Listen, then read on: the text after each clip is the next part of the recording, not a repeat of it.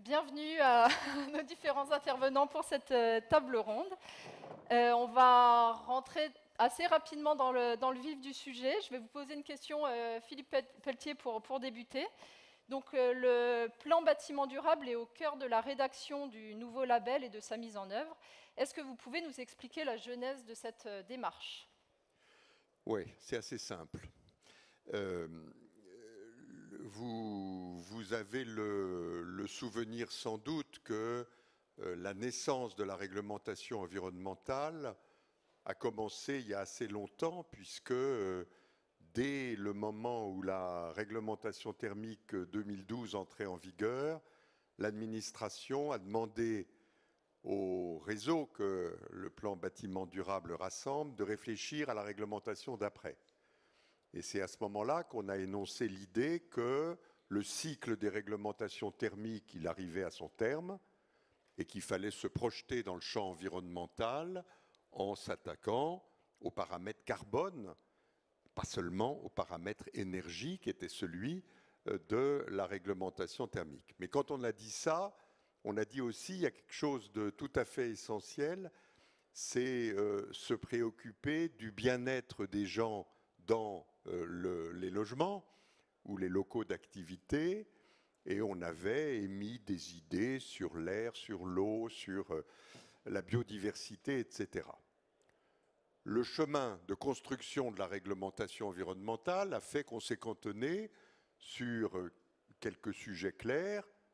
L'énergie, on est allé 20% de mieux que RT 2012 en termes d'isolation. Le carbone, on entreprend ce chemin vers la mesure du poids carbone d'un bâtiment au cours de son cycle de vie. Le confort d'été, parce que ça devenait urgent et il était mal ou pas traité dans les réglementations thermiques. Et puis un petit pied du côté de l'air avec un contrôle des installations de ventilation au moment de l'achèvement de l'immeuble. Et probablement que c'est le bon choix d'avoir limité la réglementation environnementale à ces thématiques, la thématique carbone étant une assez grande nouveauté pour mobiliser les efforts, l'attention, etc. Mais il y avait, de la part des gens qu'on rassemble, une certaine insatisfaction en disant la position d'un bâtiment dans son environnement, c'est un peu plus que ça. C'est un peu plus que ça. C'est le lien du bâtiment avec les réseaux environnement, c'est l'économie circulaire qui peut être générée, c'est l'eau, c'est l'air, c'est la biodiversité, etc. On reviendra sur ces thématiques-là. Et donc on s'est dit tout simplement, si ces thèmes-là ne sont pas dans le champ de la réglementation environnementale, et c'est bien que ce soit ainsi, on n'a pas critiqué cette solution, cet arbitrage qui avait été rendu, ben faisons en sorte que dans les mois qui suivent l'entrée en vigueur de la réglementation environnementale, on puisse réfléchir à, appelons ça un socle commun de référence, dans lequel ces thématiques-là, touchant en somme à la bonne place du bâtiment dans son environnement et au confort et au bien-être des habitants, puissent être gérées. Et c'est de là qu'est née l'idée de quelque chose. Alors, on a appelé ça un label pour commencer. Il a même été question d'un label d'État.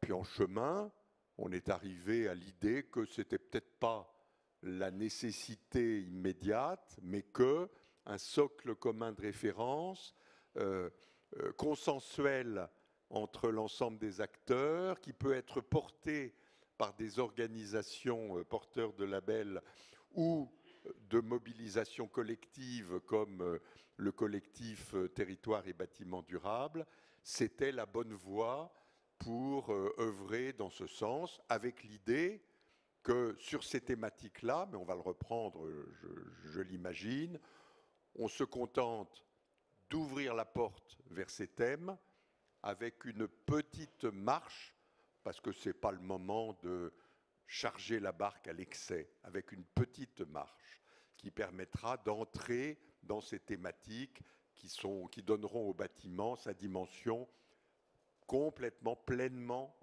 environnemental. Voilà l'idée, voilà le projet, voilà la jeunesse du projet.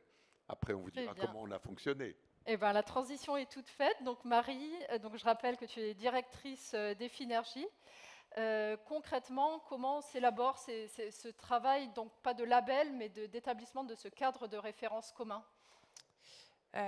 Alors concrètement, si je reprends quelques dates, on a eu une première étape de concertation en 2021 qui a été pilotée par le plan bâtiment durable à l'époque et qui a permis effectivement de voir quel est le champ qu'on pouvait aborder et avec quels acteurs on pouvait le faire. Le résultat de tout ça, ça a été de dire confions ce travail aux acteurs qui savent faire ce type de référentiel, ce type de démarche, soit des associations. Aujourd'hui, on est 3 associations réunies dans un groupement qu'on appelle le groupement d'intérêt écologique, qui est un groupement informel, l'Alliance HQE-GBC, le collectif des démarches quartier et bâtiments durables et le collectif Effinergie. On a reçu en avril dernier une lettre de mission de l'État avec le plan bâtiment durable, nous demandant d'abord, d'ici la fin de l'année 2022, d'être plutôt dans une phase de préfiguration, c'est-à-dire qu'est-ce qu'on veut faire concrètement, comment, avec qui, et quel calendrier on se donne par rapport à un calendrier initial qui avait été imaginé beaucoup trop resserré, pour amorcer dès début 2023 des travaux techniques à proprement parler qui vont nous permettre d'écrire ce cadre commun de référence et ce référentiel et de voir de quelle façon les maîtres d'ouvrage peuvent s'engager dans ce cadre commun. Donc ça, voilà, la partie actuelle, c'est vraiment une phase de préfiguration qui peut sembler un peu longue pour certains, mais qui nous permet de mettre les bons enjeux au bon endroit et de s'assurer que demain, on pourra associer l'ensemble des acteurs à ce travail. Ce n'est pas juste une démarche de 3 associations, c'est un travail collectif qui répond à une commande de l'État, avec lequel on travaille au quotidien sur ce sujet, avec le soutien de l'ADEME, avec le CSTB qui va nous accompagner dans un rôle de coordination des travaux techniques, en reprenant tout ce qui a déjà été fait. Et on est bien dans ce chemin collectif qui doit nous permettre d'aboutir à un cadre commun de référence qui va accompagner la RE 2020 et préparer l'après-RE 2020. Très bien, merci beaucoup Marie. Alors on va prendre un petit temps d'arrêt pour voir très concrètement aujourd'hui la RE 2020, comment elle est déclinée sur le terrain. Et je vais passer la parole à Jean-Philippe Banzé, donc, qui est délégué marché d'affaires Sud-Est au sein de GRDF. Jean-Philippe, est-ce que vous pouvez nous dire, près d'un an après la mise en application de la RE 2020, quelles tendances vous observez très concrètement? Nos équipes accompagnent les maîtres d'ouvrage et leurs AMO dans les projets. On commence à avoir les premiers retours RE 2020 pour essayer de faire simple et court. D'abord, le couple bâti-système est vraiment crucial et il faut l'étudier au plus tôt de la conception du projet. La partie consommation liée au déplacement a un impact assez significatif sur les consommations, notamment d'énergie non renouvelable. Ce que l'on voit aussi sur la partie inconfort d'été, notamment dans les zones climatiques H3 et H2D, il faut bien le travailler, ce degré d'inconfort, parce qu'il peut avoir un impact aussi significatif sur la consommation d'énergie du bâtiment. Pour la partie IC énergie, alors paradoxalement, alors qu'on s'était quand même bien focusé là-dessus, nous énergéticiens, c'est plutôt un indicateur qui est plutôt bien digéré, parce que c'est finalement qu'une simple multiplication à faire. Et même si d'aucuns avaient pris pour argent comptant que le gaz était fini, bien au contraire, hein, on constate que, y compris pour les seuils 2025, les solutions d'hybridation auront une place de choix. Elles vont apporter beaucoup plus de solutions, de souplesse aux porteurs de projets. Et finalement, elles aideront à la résilience du bâtiment, notamment sur la partie consommation d'hiver. Et in fine, en déroulant tout ça, c'est plutôt lycée construction, l'ACV. On s'est rendu compte que la filière n'était pas forcément préparée à l'ACV. Voilà, la complétude des données n'est pas totale, on manque de détails, on peut avoir des résultats finalement assez hétérogènes. Donc, pour ramener tout ça, le premier enseignement, le principal enseignement, nous qu'on tire aujourd'hui des premières études RE 2020, c'est qu'il faut au plus tôt, dès le premier coup de crayon, penser à mettre autour de la table la maîtrise d'œuvre. parce que les points bloquants, on peut plus facilement les gommer au moment de la conception. C'est plus facile de les gommer à ce moment-là, et que finalement, avoir le réflexe de mettre autour de la table, au moment de la conception, prendre ce réflexe-là de mettre la maîtrise d'œuvre autour de la table, ça va permettre de répondre plus facilement aux problématiques. Les architectes n'ont pas la réponse à tout, et les bureaux d'études n'ont pas la réponse à tout. Donc s'ils se mettent à travailler ensemble, les réponses seront probablement plus faciles à trouver. Eh ben, on va passer la parole à l'architecte qui est présente aujourd'hui à cette table ronde. Donc, bienvenue Elsa. Donc, je rappelle que tu es architecte associé au sein d'Insolite Architecture. L'objectif de t'avoir aussi autour de cette table ronde, c'est vraiment de voir, encore une fois, très concrètement, dans les projets, comment vous, au sein de l'agence, vous avez appréhendé cette mise en application de la RE 2020. Voilà, qu'est-ce que vous en avez un petit peu tiré? À l'agence, on a déjà l'expérience sur quelques projets, pas encore construits, mais en tout cas, quoique si, celui à Confluence. On a de logements collectifs, de RP, de tertiaires, on a quelques retours d'expérience. Après, plus concrètement, je voulais parler d'un projet, c'est une maison médicale qu'on a gagnée il y a 1 an à Bron, Zac des Terrasses. Donc il y avait un enjeu environnemental assez élevé, on avait un label biosourcé aussi niveau 2, on était E2, C1, voilà, pour avoir quelques notions du bâtiment. Et alors d'un point de vue énergétique, ça on arrive tous voilà, à le maîtriser. La difficulté, ça a été vraiment tout ce qui est carbone, décarbonation, d'atteindre ce niveau-là. Après nous, d'un point de vue architecte, donc merci Jean-Philippe. Il faut bien s'entourer des bureaux d'études, ça c'est sûr. On a eu cette vision, si je dézoome un peu, c'était limiter le poids de la construction du bâtiment. Ça c'est un des enjeux primordiaux. On a répondu sur ce bâtiment en concours avec un exosquelette en béton, un plancher béton, et toutes les façades étaient en ossature bois pour la décarbonation, pour la légèreté de la structure. Ça c'est un enjeu primordial, ça représente à peu près 30% du bâtiment, tout ce qui est constructif. Et ensuite, la réglementation, ça c'est vraiment notre point de vue et notre enjeu, c'est pas quelque chose en plus, c'est au contraire, c'est réfléchir à avoir une intelligence sur la construction du bâtiment, c'est vraiment alléger, être sobre, être plus frugal, être le plus léger possible, mettre la matière au bon endroit, c'est vraiment ça l'enjeu dans la construction des bâtiments, ça c'est vraiment l'enjeu primordial, c'est pas rajouter de la technologie, rajouter du high-tech, pas du tout, c'est plutôt au contraire revenir vers la sobriété.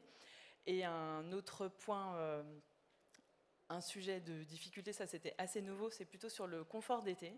Ça pour le coup c'est assez ambitieux sur cette réglementation-là. En tout cas c'est une nécessité. Donc après on a eu tout un travail avec les bureaux d'études sur limiter un travail et parfois quelques... On n'était pas toujours d'accord avec nos bureaux d'études environnementaux qui veulent limiter beaucoup les vitrages, ce que je peux comprendre, mais nous, on aime bien aussi que les bâtiments soient lumineux. En tout cas, ça, c'était un peu le point d'orgue, mais limiter sur les façades sud, les façades ouest, trouver des... Enfin voilà, il y a des brise-soleil, il y a des casquettes qui peuvent... Enfin voilà, le travailler en amont sur le dessin du bâtiment, pas le subir, mais le travailler vraiment en amont, ça, c'est un des enjeux primordiaux. Voilà, je ne sais pas si... Ça rejoint il y a plein d'autres voilà, sujets, mais... En introduction sur l'approche collaborative qui est vraiment quelque primordial, chose qui est poussé grâce à cette RE 2020. Marie, on va revenir à ce travail d'élaboration du cadre commun de référence. Est-ce que tu peux nous dire un peu plus concrètement les sujets qui vont être travaillés dans ce cadre-là?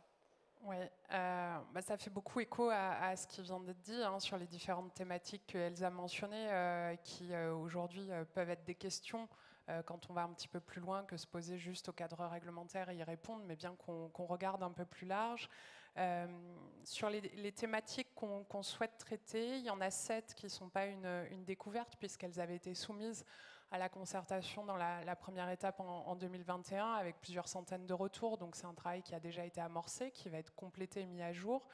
Pour les citer rapidement, on a des sujets énergie et carbone sans trop de surprise, mais en ouvrant l'angle un peu plus large. Si on parle énergie, on va pouvoir parler par exemple du bâtiment à énergie positive qui n'a pas été repris dans la RE 2020, des questions d'énergie renouvelable, des questions de flexibilité du réseau, donc pas mal de choses qui peuvent aller au-delà du cadre réglementaire. Ensuite, on a les questions de confort santé, notamment de qualité intérieure de l'air, mais qualité de l'air intérieur, mais plus largement de confort acoustique, visuel, luminosité, etc. Questions liées à la gestion de l'eau, à l'économie circulaire, la biodiversité, la mesure des performances réelles, qui nous semble aussi un sujet important pour avancer. Donc ça, c'est les premières thématiques qui ont été assez largement défrichées et sur lesquelles il y a un travail pour formaliser et finaliser, plus 2 nouvelles thématiques qui n'avaient pas été prises en compte initialement, mais qui nous a semblé intéressantes d'inclure dans cette réflexion. C'est la thématique du low-tech, et ça répond aussi à des sujets mentionnés, et la question de l'adaptation au changement climatique. Alors c'est peut-être des thématiques un peu plus transversales qui on va retrouver sur les différents sujets, mais en tout cas qu'on avait envie de mettre sur la table.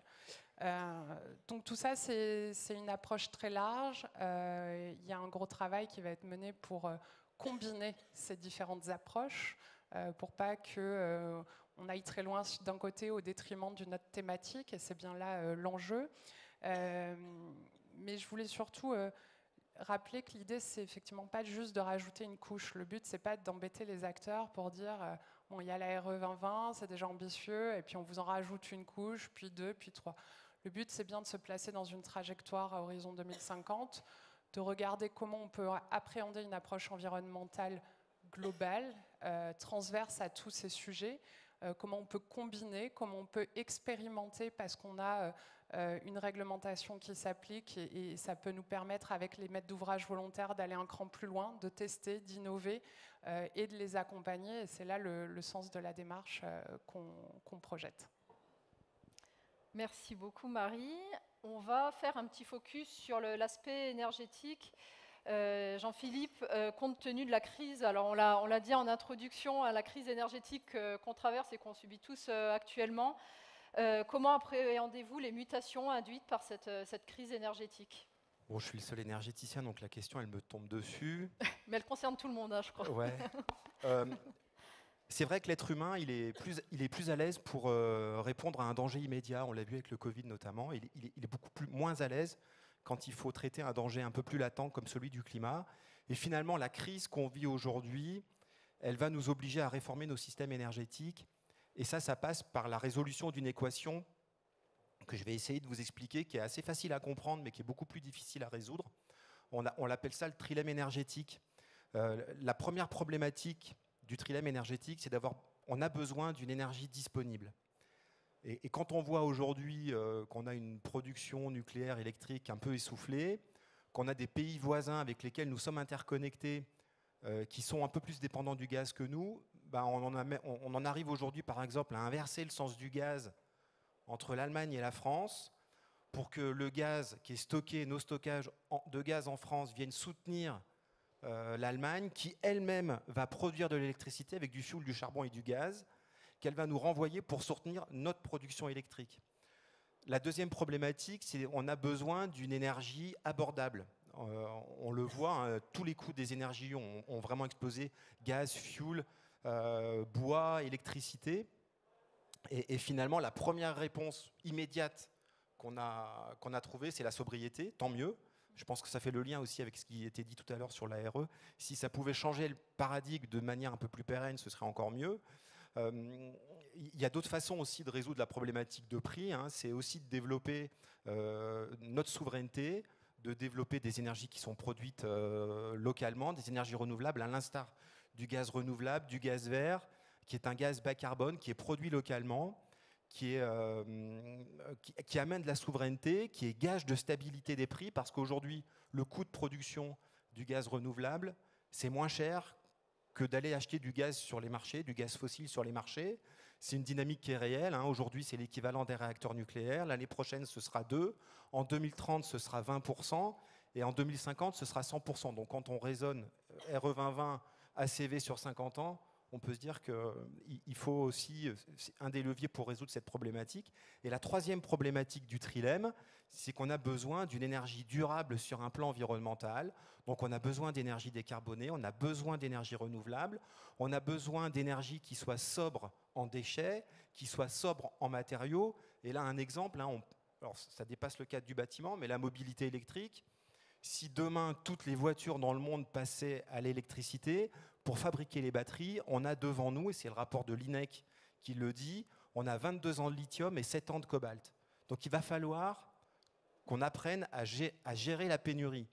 Donc finalement, cette crise-là, si elle peut nous aider à prendre conscience qu'il faut résoudre ce trilemme énergétique, qui est facile à comprendre mais qui est très difficile à résoudre, en y mettant finalement un peu plus de circularité dans nos modèles économiques, en y mettant un peu plus de rationalité dans les décisions publiques et privées que l'on prend, ça peut être une bonne chose. Merci. Elsa, on va revenir un petit peu sur les travaux du cadre commun de référence. Est-ce que, d'après toi, ces travaux-là, déjà la RE et ce travail à venir, vous permettra aussi d'embarquer plus largement sur des sujets environnementaux que vous poussez depuis longtemps aussi au sein de l'agence?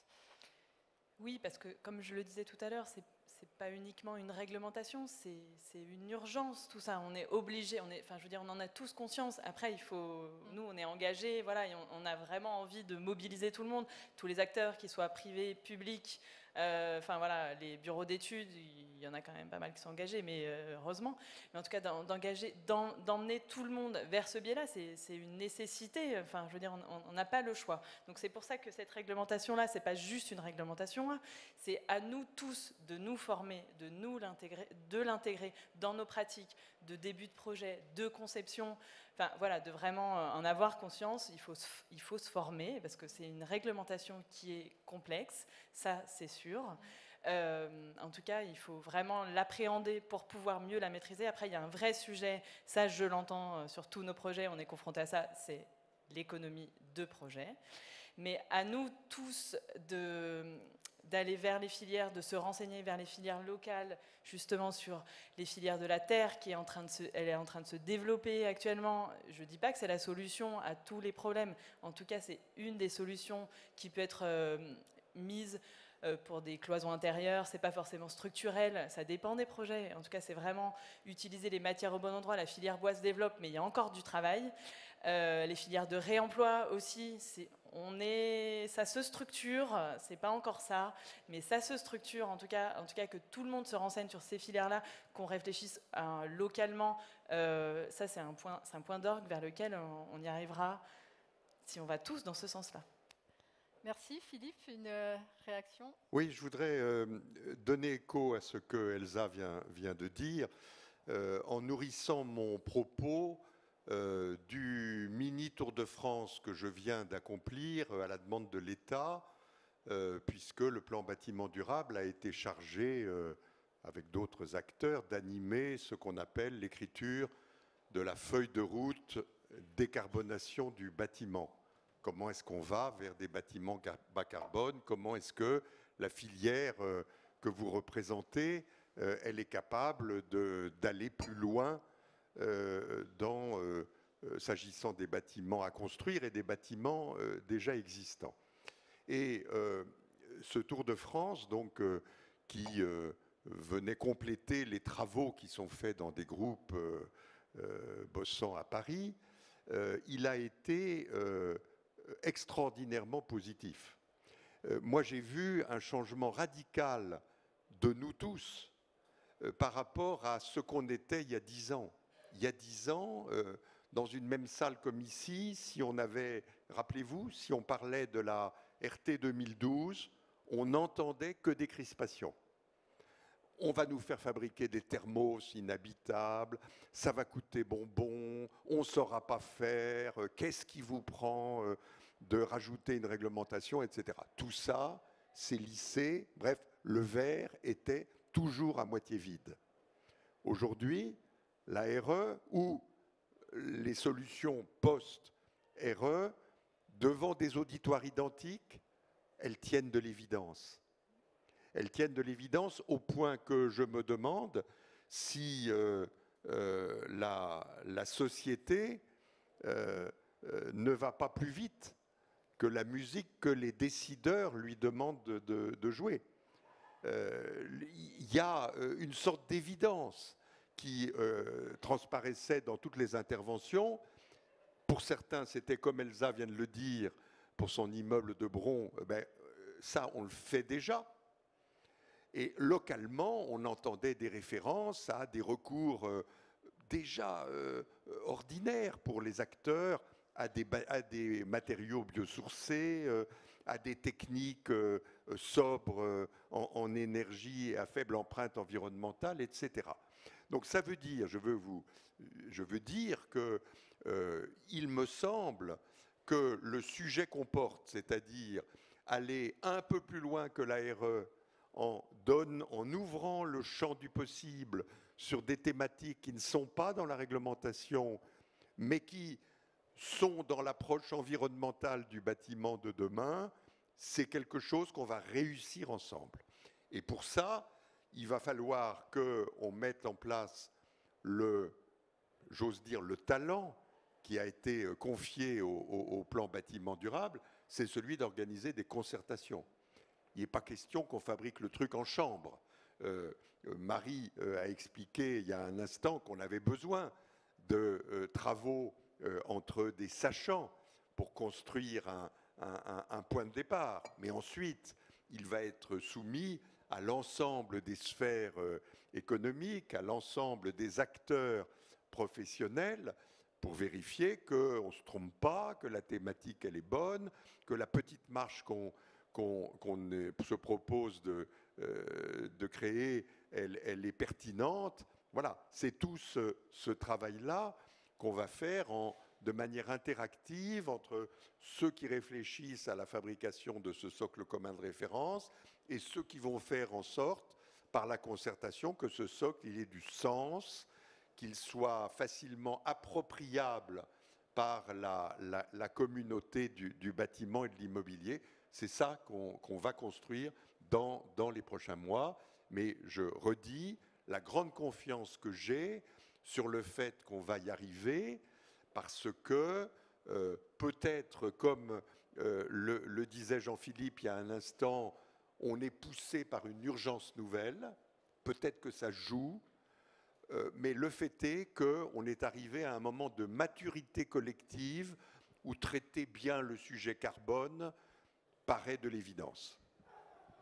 Merci beaucoup. On va laisser la parole à la salle pour une séquence de questions-réponses, que ce soit pour les intervenants de la table ronde, mais les intervenants qui étaient présents également en début de matinée. Alors, est-ce qu'il y a des questions ? Là-bas, je ne sais pas s'il y a...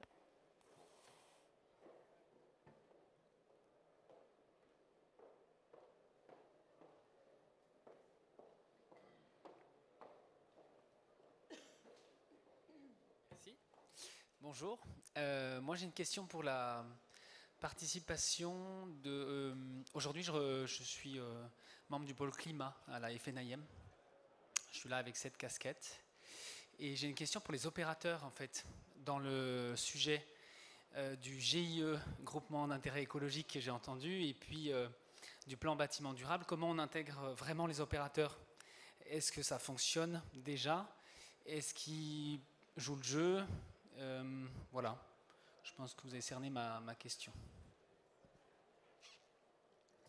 Alors, pour moi, je sépare en deux parties. Il y a aujourd'hui les acteurs qu'on a sollicités, qui se sont engagés déjà depuis plusieurs mois pour travailler sur ça. Ils sont pleinement engagés et on avance. Donc, j'ai l'impression que tous les gens autour de la table jouent le jeu et sont prêts à avancer.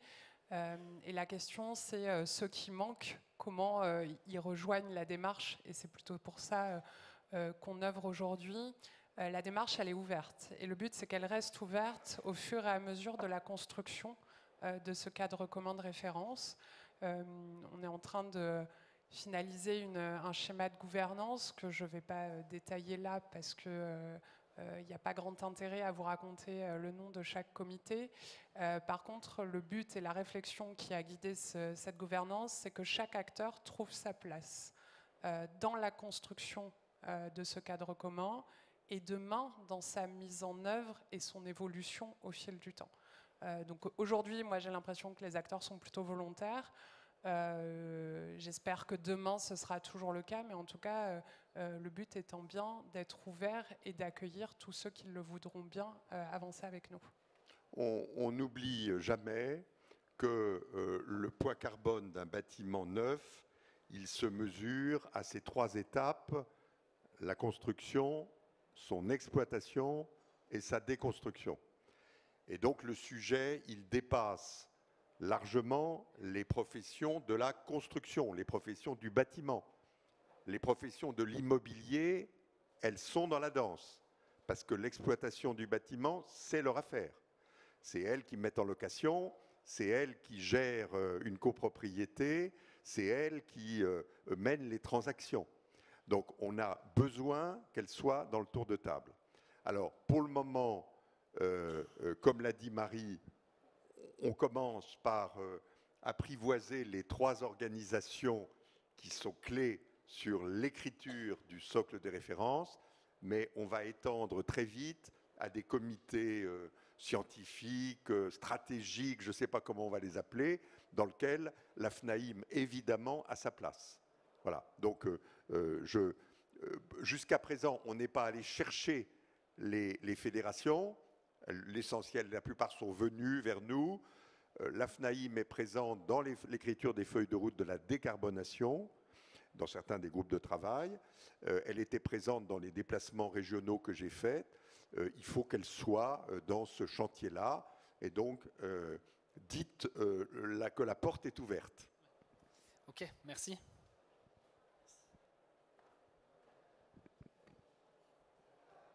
Merci, bonjour. Une question concernant les structures bois et la façon dont votre futur cadre de référence va aider à leur mise en place. On a vu tout à l'heure dans le bureau d'études qui disait que dès qu'on met du plancher CLT, on diminue très très notablement l'empreinte carbone. Vous disiez, madame, que sur Albizia, en l'occurrence, il y a du bois, ou dans le bâtiment de Bron, il y a du bois, sauf qu'aujourd'hui, la réglementation ne facilite pas forcément le choix du bois pour la structure, et notamment par rapport à la doctrine de protection incendie. Il y a un peu d'injonction contradictoire. Et donc, comment est-ce que vous gérez ça, et comment est-ce que le cadre de référence va adresser le sujet? Merci.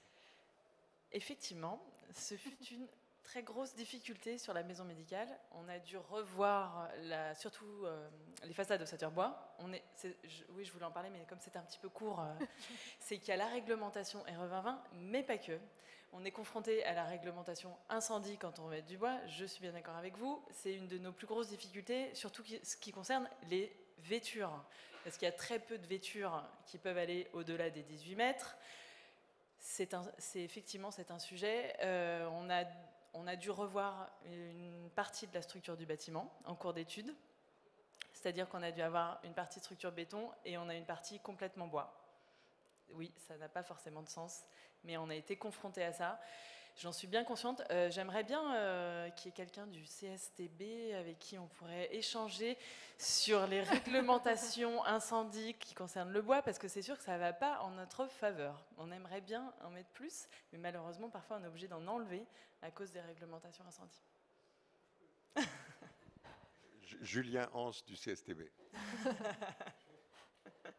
Je ne vais pas m'improviser expert en structure aujourd'hui, mais la question que je me pose, c'est dans notre métier, on parle souvent d'aptitude à l'emploi. Et l'aptitude à l'emploi, c'est il faut que ça tienne mécaniquement, il ne faut pas que ça brûle, il faut que ça soit sain, etc. Enfin, on parle de performance de base. La question qui nous est posée aujourd'hui, c'est qu'on veut faire bas carbone. Est-ce qu'un bâtiment qui émettrait trop de carbone, est-ce qu'il est apte à l'emploi ? Et on commence à se retrouver dans ces injonctions-là. Je vais vous mettre en contact avec les experts mentionnés, mais à tous ces gens qui sont sur les autres performances, on doit leur poser la question de trouver un optimum aussi. Alors c'est pas simple, hein, parce que dans les Eurocodes, quand on commence à me demander si vous pouvez jouer avec les coefficients de sécurité pour alléger un peu la matière, on s'arrête assez vite, hein, pour des raisons qu'on comprend très bien. Sauf que ça fait longtemps qu'on ne s'est pas reposé la question quand même. Donc je crois qu'il faut se reposer la question, dans tous les métiers un peu historiques, de savoir si, au prisme du bas carbone, on peut bouger un peu les lignes. Et à certains endroits, ce n'est pas le CSTB qui l'a fait. Enfin, c'est vrai que les pompiers de Paris, par exemple, n'ont pas aidé dans cette histoire d'incendie. Donc je vous mettrai en contact avec plaisir, Stéphane Amery. C'est pas que pour vous, ne prenez pas pour vous. Juste un élément de complément à cette observation. Il faut vraiment que chacun de nous ait en tête qu'une réglementation, c'est un dispositif vivant. Une réglementation, ce n'est pas un dispositif figé. C'est-à-dire que cette réglementation environnementale, elle a été construite à partir d'une concertation très active, très vivace, et je ne doute pas un instant que si remontent dans les prochains mois des observations qui disent que telle mesure n'est pas exactement la mesure optimale qu'il faudrait parce qu'elle ne nous permet pas d'atteindre le but recherché, eh bien on saura ajuster la règle. Voilà. Donc retenez que l'application d'une réglementation environnementale qui s'inscrit dans la durée, elle s'accompagne d'une concertation et on n'a pas des administrations centrales qui sont fermées. On n'a pas des administrations centrales qui ne sont pas à l'écoute des pratiques des acteurs. Et donc, ce que vous dites là a été repéré sur le fait des réglementations concurrentes.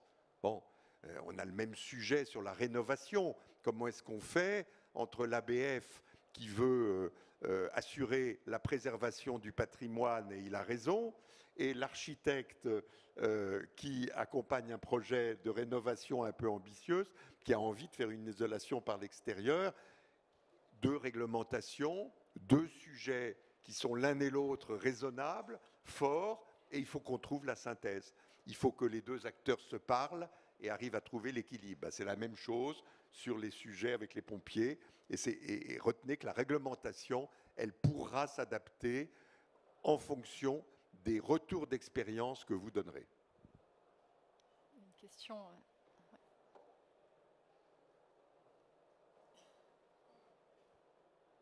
Bonjour à tous. Il y a deux questions. Moi, j'avais deux questions. Il y avait donc sur la première présentation, on parlait beaucoup des bâtiments existants finalement.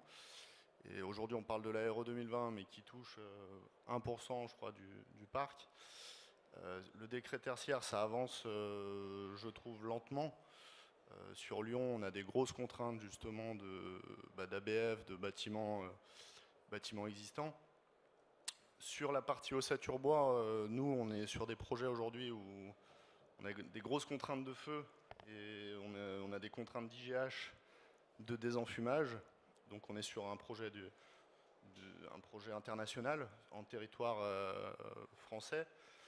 Et il se trouve que, en fait, on a du mal à répondre à la problématique déjà de faire des bâtiments performants bas carbone.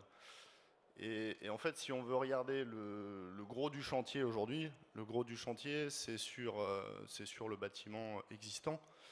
Et sur le bâtiment existant, finalement, on n'a plus la main-d'œuvre suffisante pour répondre à la problématique aujourd'hui.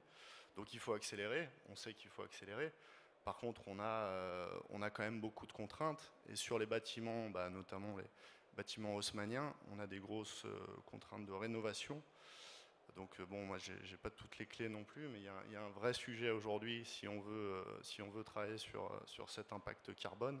Comment on fait concrètement pour accélérer cette transition énergétique et environnementale qui finalement concerne plus le bâtiment existant que le bâtiment neuf? Alors, je réponds à la première partie, c'est-à-dire le lien entre le neuf et la rénovation et la place du carbone dans les deux sujets.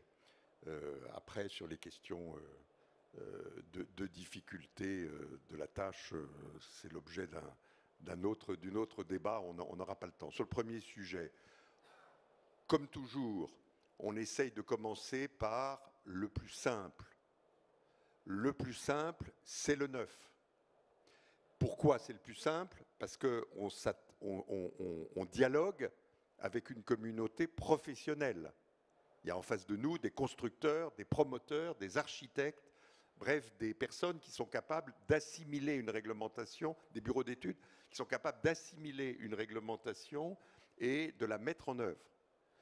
On sait bien que quand on traite la réglementation environnementale, on traite 1% de notre sujet général. On le sait. Mais c'est comme la Formule 1, elle est utile à l'industrie automobile. Tout est né, toutes les expériences, elles sont nées dans la Formule 1, et puis après, on les généralise. Bon, mais c'est la même idée. Commençons par ça, commençons par bien faire avec une communauté professionnelle qui est capable de s'adapter à une nouvelle donne, et à partir de là, on basculera sur la rénovation. Alors vous avez mentionné le décret tertiaire. Pour le moment, le décret tertiaire, il n'y a pas lieu de dire qu'on prend du retard parce qu'on est dans la phase de reporting et on a devant nous 30 ans. Bon, 30 ans c'est court, mais c'est tout de même 30 ans. Je ne pense pas qu'on ait 30 ans, mais bon. Sur la réglementation, elle est inscrite jusqu'à 2050, voilà, par étapes successives de paliers de 10 ans. Non, elle est construite comme ça.